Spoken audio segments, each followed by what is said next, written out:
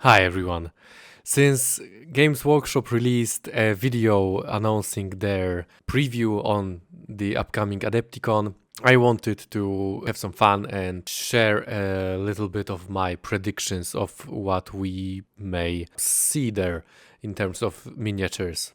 I explicitly will be basing my opinions only on the materials provided by Games Workshop, that is the preview trailer they published and other things they've put on Warhammer community. I will not be referring to any leaks or anything like that, since regardless of their possible validity, taking them into account just takes away a lot of fun of thinking about those things sort of yourself, playing a little silly investigation, if you will. So to start us off, what actually will be in this preview? We know there will be, of course, Warhammer 40,000, and most likely it will take up a lot of space, even more so than usually it does in these sorts of previews, because Games Workshop is almost certainly going to announce a next edition for the 40k with certainly a big animated trailer. Next we have Age of Sigmar, Horus Heresy, Kill Team, Warhammer Underworlds, which I don't believe saw a lot of new releases in the most recent time, so it's sort of interesting. And lastly, they've actually updated the image on the Warhammer community, and now it also includes the Middle-earth strategy battle game.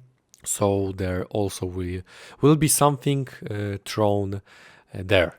So to start off with what we can gather from the announcement video, there certainly will be orc bikes. If there is one thing we can be absolutely certain of, there will be orc bikes.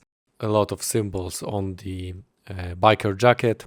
There, of course, is a red bike in the video itself. There is also what is, I think, the current kit for Warhammer, for orc war bikes being painted at the beginning of the video.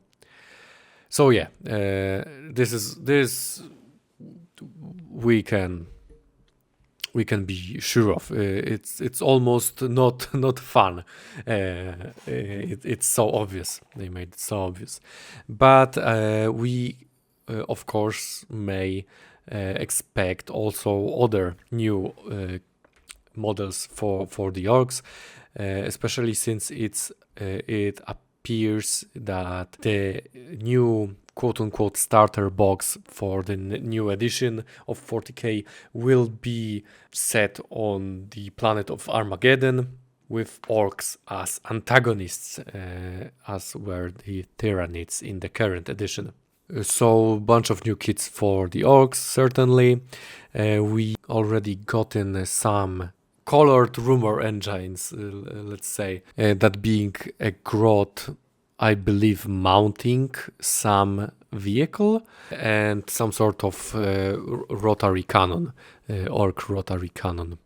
So I actually think that besides the orc warbikes, we may see, based on the hinted images, some sort of new take on grot tanks. If you don't know, grot tanks, those were made by, or still are, I'm not sure actually, by Forge World. Just the small little tankettes crewed by Gretchen. Yeah. I would honestly expect something along those lines, but a bit bigger, a bit more out there. So yeah, I think actually the grot in the image and the cannon, I would really expect them to be a part of the same model, actually. What else we can expect from the orcs, I honestly not sure. They obviously would need a character to accompany such a box. Maybe a weird boy on a bike, or just maybe a new already previewed orc warboss multipart, new multipart orc warboss might fit. We actually will see. It's a bit harder to predict how exactly this box will look like, since it will be the first time in recent editions that Games Workshop will release sort of a second wave for an army in the edition starting box, instead of a complete refresh like it was for the both Necrons and the Tyrannids. Since orcs already got some basic new models. So we will see, but there certainly be a lot of cool new models for the orcs. Next ones are the Space Marines and explicitly the Blood Angels. We have two symbols symbolizing them on the coat, as well as a tank, a Predator tank, and a Contemptor Joy Toy figures. What I would expect for the Blood Angels, as I expect the Blood Angels actually to be the second part of the starting box. We of course have to have Space Marines. It will be sort of interesting to get Space Marines with some flavor, as in Blood Angels, not the generic ones we've gotten in previous editions. But as we all certainly will agree, the Blood Angels really need a second wave of dedicated miniatures compared to Space Wolves and Dark Angels and Black Templars even. They've got some new models, being the Sanguinary Guard, for example, but we all know they're not as hot as they could have been, to say nicely. What I would expect from them is, based on the chalice on the patch on the coat, maybe we will get a new Sanguinary Priest, and in general I think the bike theme will not be exclusive to the orcs here, as I think the Space Marine portion of this release will also be heavily skewed in that direction. We still lack a lot of characters on bikes. Primaris Marines, while they have bikes, they lack the grav bikes, which are much cooler than standard ones, as we can see on the Khan model there. So I would actually predict, besides some completely random and new Primaris model, I would count on a Sanguinary Priest on a bike perhaps, since we already have a foot one, and a Captain. Definitely a Captain on a grav bike, in my opinion, akin to the Khan we've gotten not so long ago. Also, I wouldn't be surprised with some new tank. Maybe the Predator tank in the background there could reference some sort of new ball pattern propulsor, or some completely new Primaris tank of this kind. It's really hard to tell exactly, but something along those lines I think is really likely. Moving on to Kill Team, I honestly expect Armageddon Steel Legion to get representation here, because we obviously know there will be Space Marines in the upcoming box for the new edition, so the Imperial side is already fulfilled. Games Workshop also heavily hints at Armageddon Steel Legion not actually being that big of the Armageddon conflict, funnily enough. They put on the article where they say a lot of the fighting on Armageddon is so long and so broad that the Steel Legion isn't such a dominant part of the Imperial forces there anymore.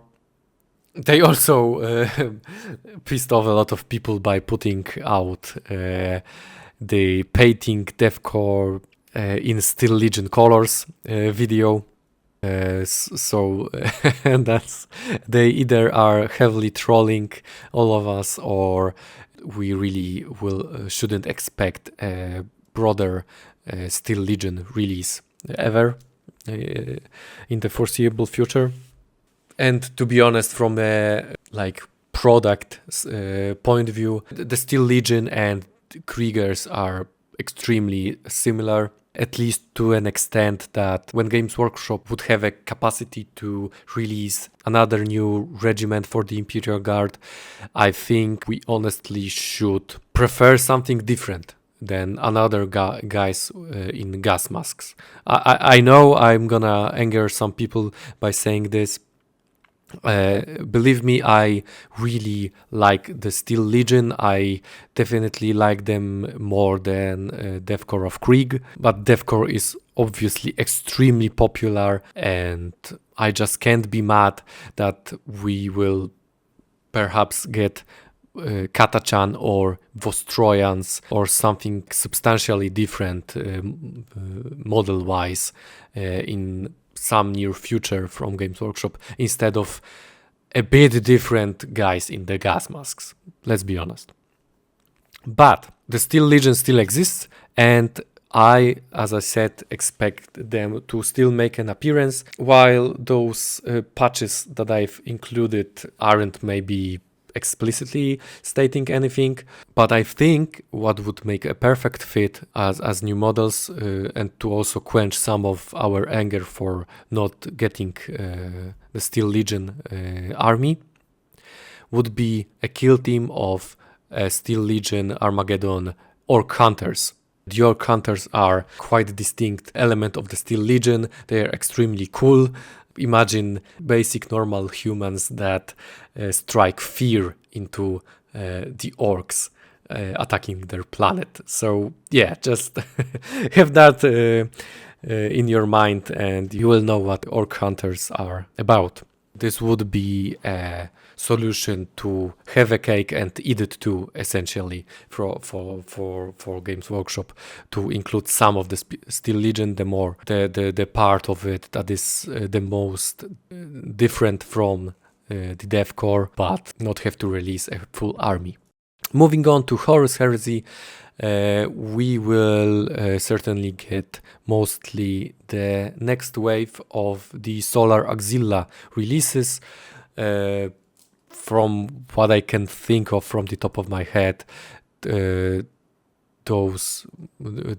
most likely will be some special weapons for the Auxilla, maybe a Stormhammer, which would be absolutely mad. But Games Workshop shown us already that they are not afraid of making new super heavies in plastic, at least for the Horus Heresy. I would also appreciate personally a redo in plastic of the old Forge World command squad, as we have a command squad already for the Auxilla in plastic, but it's okay, but it's like comparing the drip of one unit to other.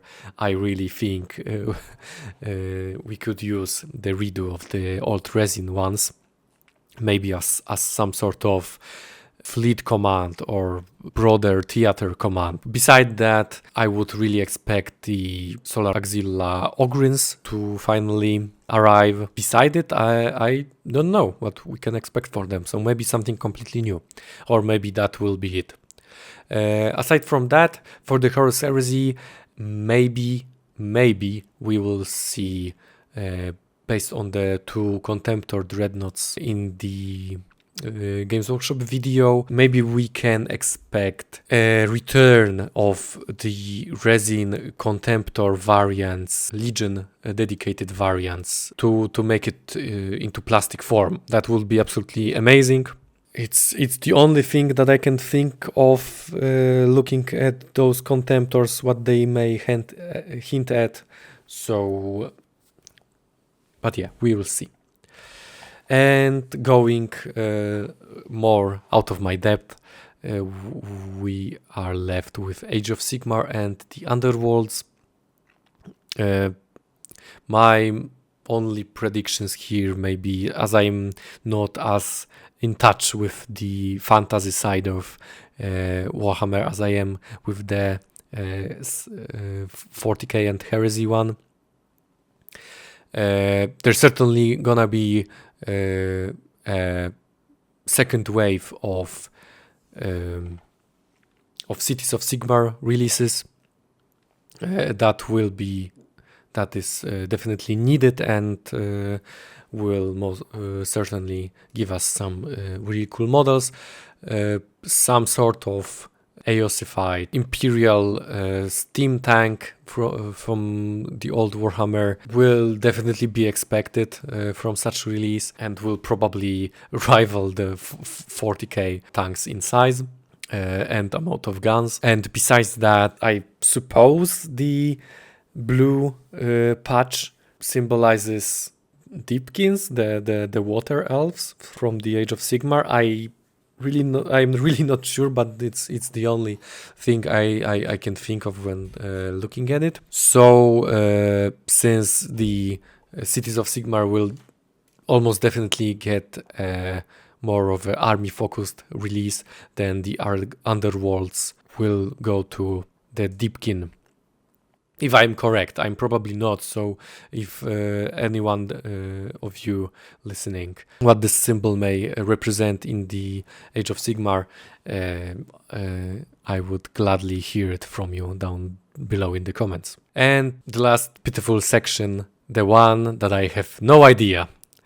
I will admit, for the right arm patch with the red something on it, I can't really see what's on it, and the green one with the skull and the Aquila and maybe a cog and the Joy-Toy Sentinel. For those three hints, I have no idea what they may represent. I thought initially that the red one is some sort of squig for the orcs, which would be absolutely amazing in my opinion if orcs would get some sort of attack squig unit. That would be really fun in my opinion, or maybe a redo of the squigot, but I'm really not sure if this is supposed to be anything orc related on a closer look. So I don't know. I have the other problem with the green patch.